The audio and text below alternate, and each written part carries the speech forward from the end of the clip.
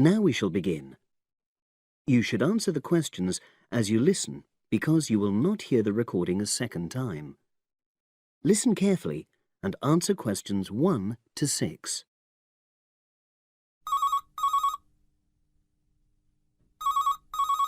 Hello? Hi Liz, it's Ken here. Hi, Ken. Nice to hear from you. Are you... This is just a quick call, but Mary and I have just been talking about our summer holiday. We haven't booked a place yet, and we've left it a bit late. We were just wondering if you know of any holiday rentals in your area. It's so nice there. Well, yes. I can think of 2 or 3 places that are very nice. What dates have you got in mind?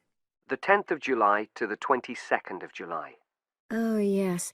That is quite soon, isn't it? Well, there's a place near here called Moonfleet. Is that MOONFLEET?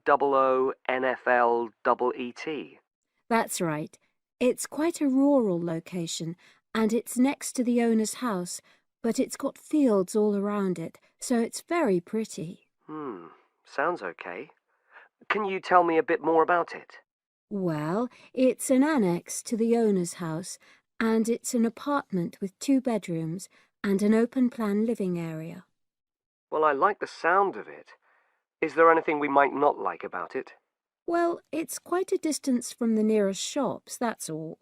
Okay. And... well, I'll tell Mary, but I don't think she'd mind that. Do you know how you book it? You have to book on the internet. There's a web address. It's www.summerhouses. One word? Yes, then .com. You'll be able to look at a photograph on that. Okay. And what about the others? Where are they? The second one I'm thinking of is called Kingfisher, and that's even more rural. It's a really beautiful location, in fact. It's by the river, and it's got nice views. It overlooks woodland on the other side. Is that an apartment? No, it's a 3-bedroomed house, and that's got a dining room as well as a separate living room and a kitchen. But I expect it's more expensive. You'll have to check the prices. It's probably a bit bigger than we need, but our nephew might be joining us. We're not sure yet. How do you book Kingfisher? You have to phone the owner directly. Shall I give you the number? I've got it here in my phone book. It's 01752 669 218. Right. Before you hear the rest of the conversation, you have some time to look at questions 7 to 10.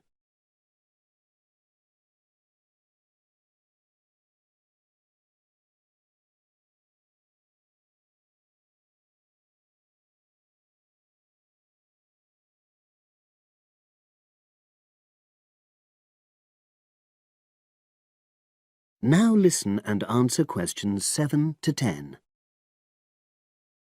And you mentioned a third place?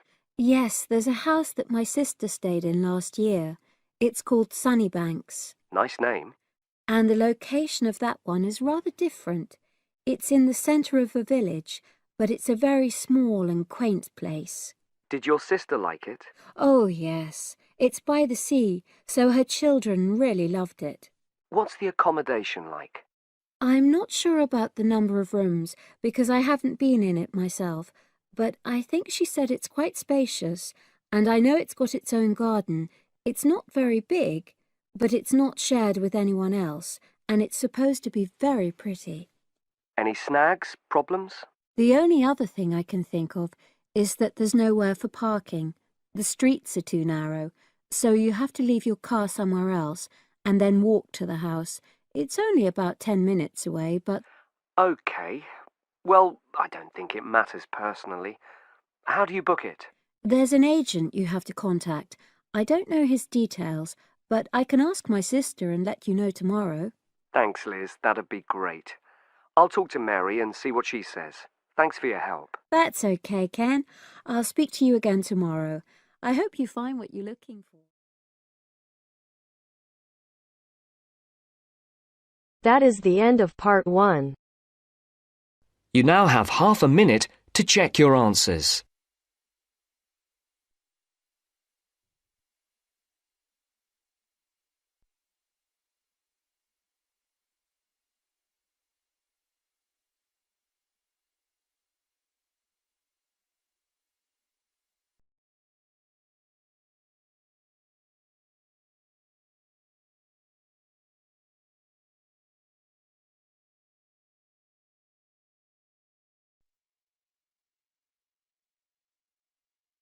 Now turns to part 2.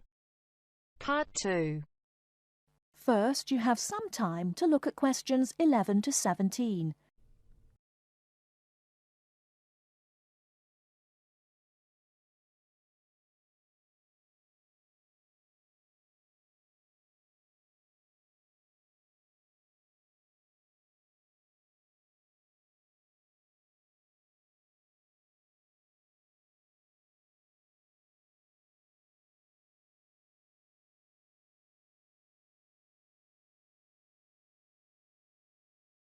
Now, listen carefully and answer questions 11 to 17. Hello, and thanks everyone for coming here today. I know it's always a bit stressful going for a job interview, but it's best to be prepared. For any of you who may not know me, my name is Fiona Ogilvie, and my job is to offer guidance and support for students with special needs. Now, you wouldn't be here today if you weren't interested in finding a job in the holidays. So let's get down to it and see what things you need to be looking out for.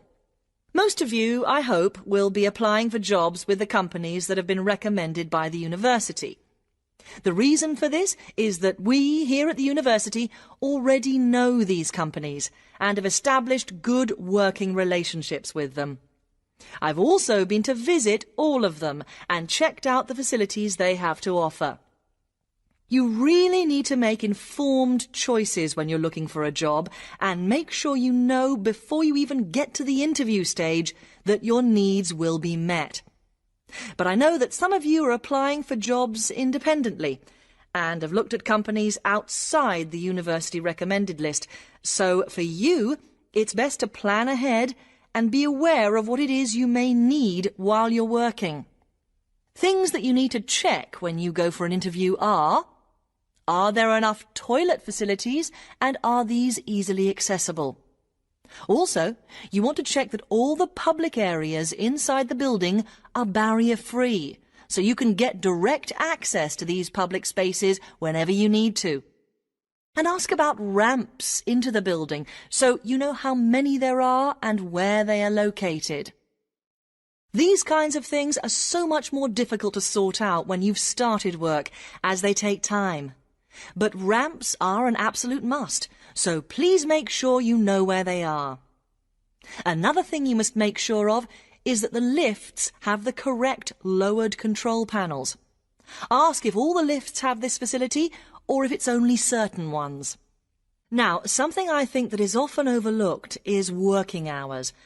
What you want to make sure of is that you get flexi time. This basically means that your working hours are flexible and you can clock on and clock off in times that suit you. Within reason, of course. Most companies do recognise that it takes much longer for someone in a wheelchair to get on and off buses and trains. Public transport can take that much longer, so you need to be organised and prepared. And for those of you lucky enough to own a car, check how many disability parking spaces are available. Remember that it's your right to have a disabled parking space. These also need to be near enough to a wheelchair-accessible entrance or ramp. OK, are there any questions before we move on? Before you hear the rest of the talk, you have some time to look at questions 18 to 20.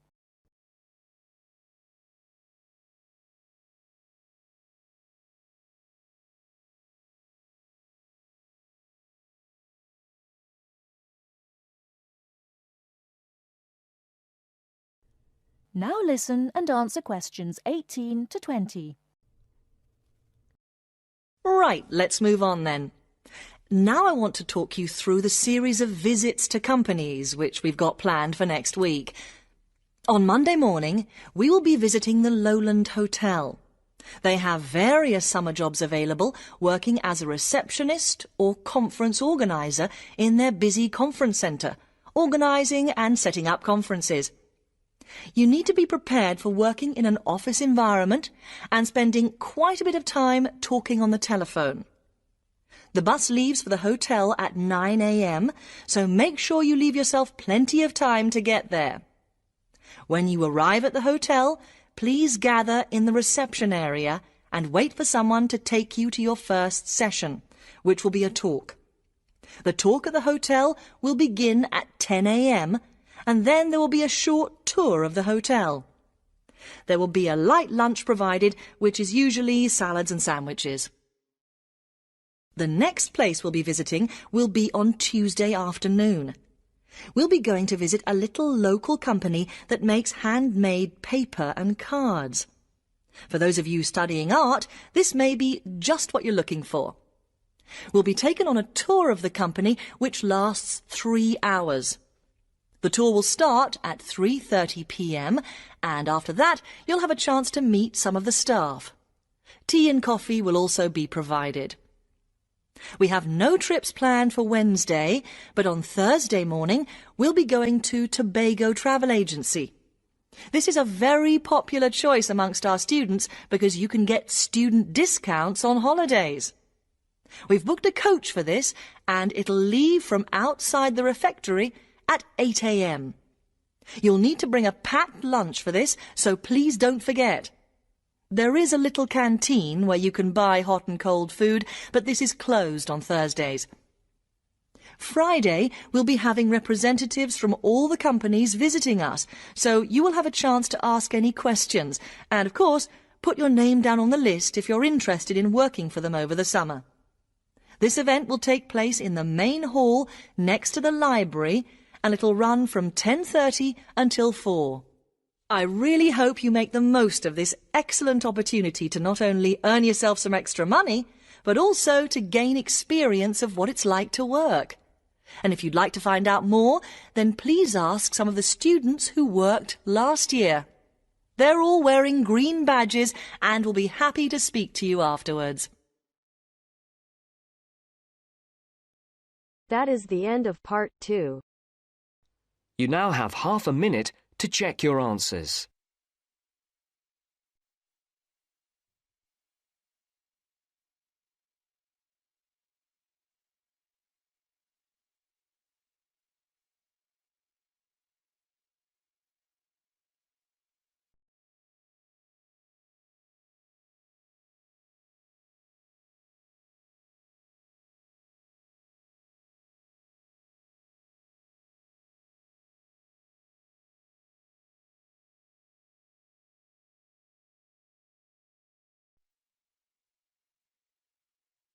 Now turns to part 3. Part 3. The next important development in how history is recorded came with print. First, you have some time to look at questions 21 to 25.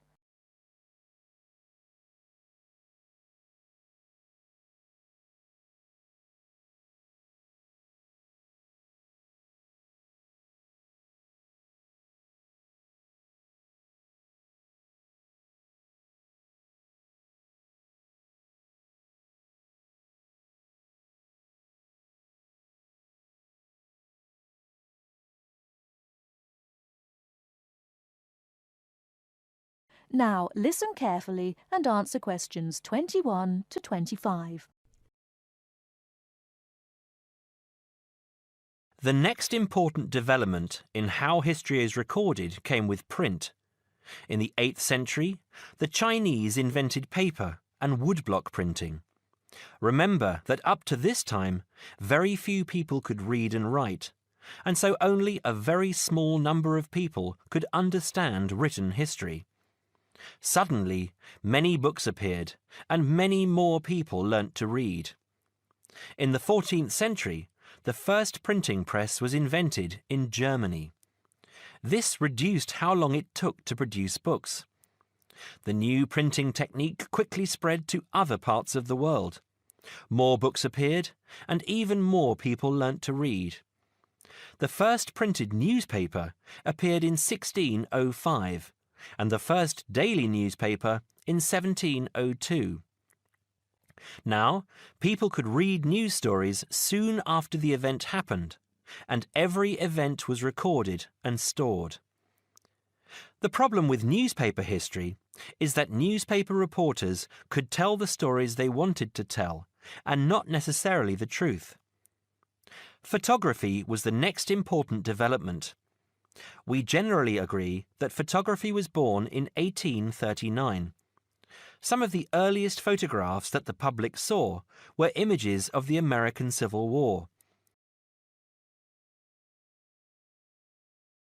Before you hear the rest of the talk, you have some time to look at questions 26 to 30.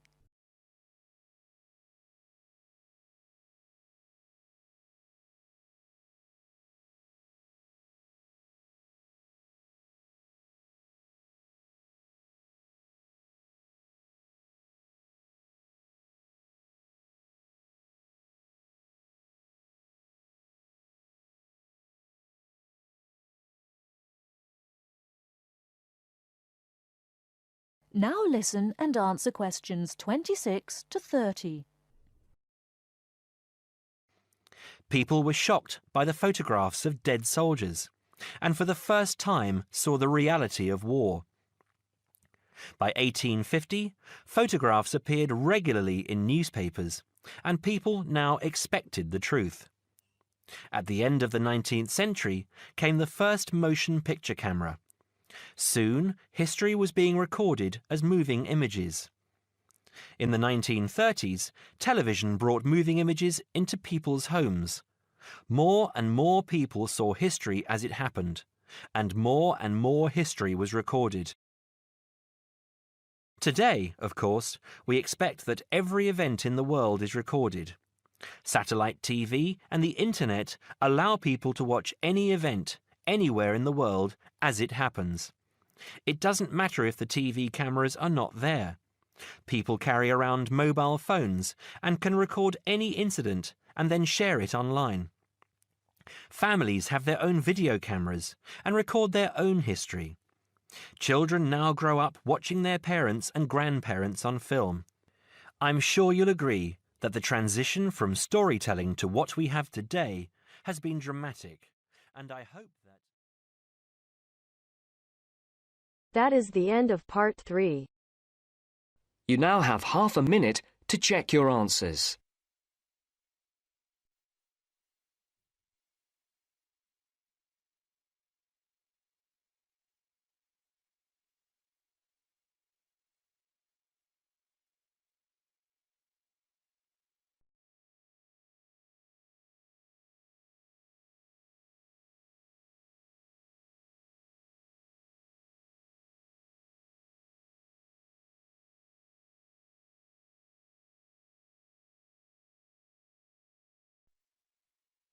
Now turns to part 4. Part 4. Now listen to the second part of the lecture. As you listen, complete the notes below. First, you have some time to look at questions 31 to 40.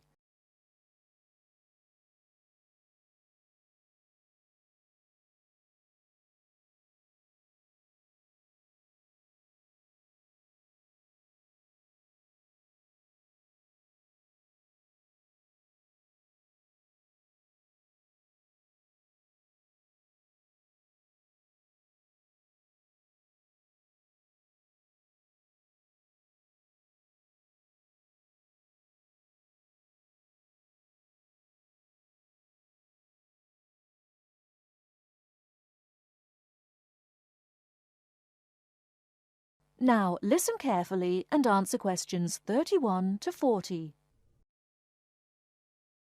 Now let's turn to shopping, which may interest you more.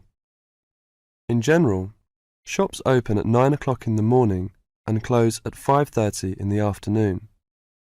In country towns and quieter suburbs, smaller shops close for an hour at lunchtime, and once a week there tends to be an early closing day when most shops shut during the afternoon.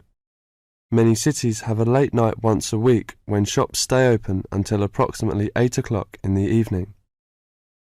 You should ensure that anything you bring into the country, such as travelling irons, heated rollers, hairdryers and electric shavers, can be used on the standard British voltage, which is 240 volts, 58Z.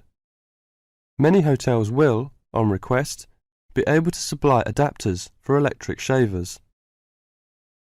When you travel, you may want to send postcards home, Stamps can be bought at post offices throughout Britain. They are open from 9 o'clock to 5:30 Monday to Friday, and until 12:30 on Saturday. Stamps can also be bought at postal centre stamp dispensers, at large stores and major tourist attractions. For posting letters, you don't have to go far before finding a red painted letterbox. Alternatively, use the letterboxes at post offices. You may ask how much to tip in hotels and how much it is for a taxi. There are no fixed rules on tariffs about this, and the following is intended only as a guide to customary practice. Most hotel bills include a service charge, usually 10 to 12%, but in some larger hotels 15%. Where a service charge is not included, it is customary to divide 10 to 15% of the bill among the staff who have given good service. In restaurants, if a service charge is not included in the bill, then 10 to 15% is usually left for the waiter. For porters, we usually give 30p to 50p per suitcase. For taxis, 10 to 15% of the fare.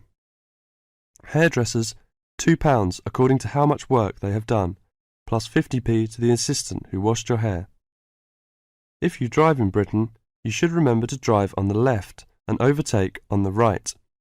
The wearing of seatbelts is compulsory for the driver and front seat passengers. Now let's talk about full details of Britain's road regulations. A copy of the Highway Code can be obtained from offices of the Automobile Association, AA, or Royal Automobile Club, RAC, at most ports of entry. These two motoring organisations can also provide plenty of helpful information to all motorists. Contact AA. Telephone is 01 854 7373, 24-hour service. RAC telephone is 0304 204 256, 24-hour service. For something more serious, telephone operators will give you the telephone number and address of a local doctor's surgery. Alternatively, you can go to the casualty department of any general hospital or, in the case of severe emergency, dial 999. 999 is free.